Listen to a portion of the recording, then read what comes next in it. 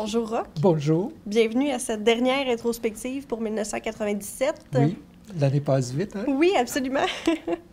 Alors ici, on voit que Benoît Beaulieu met fin à 31 ans de coaching.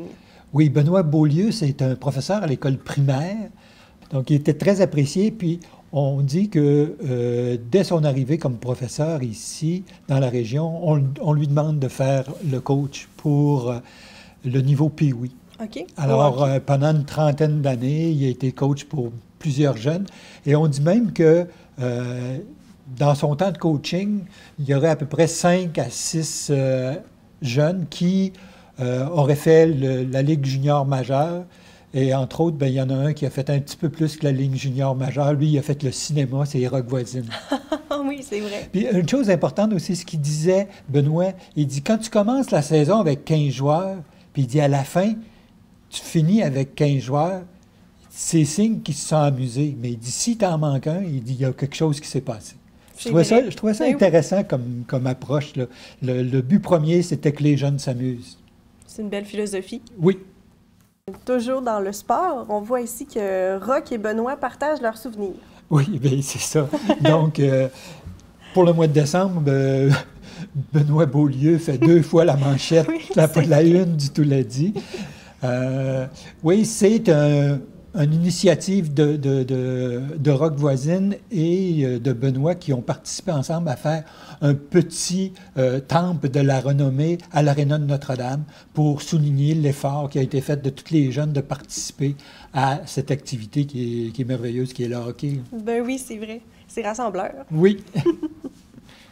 Ici, dans un tout autre ordre d'idées, il y a une citoyenne qui demande un arrêt obligatoire à l'entrée des galeries Thémis.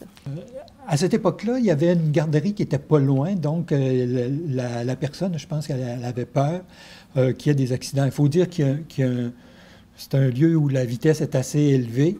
Je pense que ça serait bon d'y penser encore aujourd'hui parce que c'est assez difficile et laborieux quelquefois de sortir de là et bientôt on aura des accidents, je suis certain. Oui. Ici, la Fondation Jacques Beauchamp récompense une journaliste du Témiscouata. Oui, Jacques Beauchamp, c'est un chroniqueur sportif très connu. Il y a une récompense à son nom. Et Edith de Notre-Dame-du-Lac, Edith Hammond, est toujours étudiante au cégep en communication. Et elle reçoit cette récompense-là suite à un travail ou un reportage qu'elle a fait durant les Jeux d'été du Québec. Et c'est une récompense qui est de 2500 $ plus un stage qu'elle va faire l'année suivante au Journal de Montréal. Wow.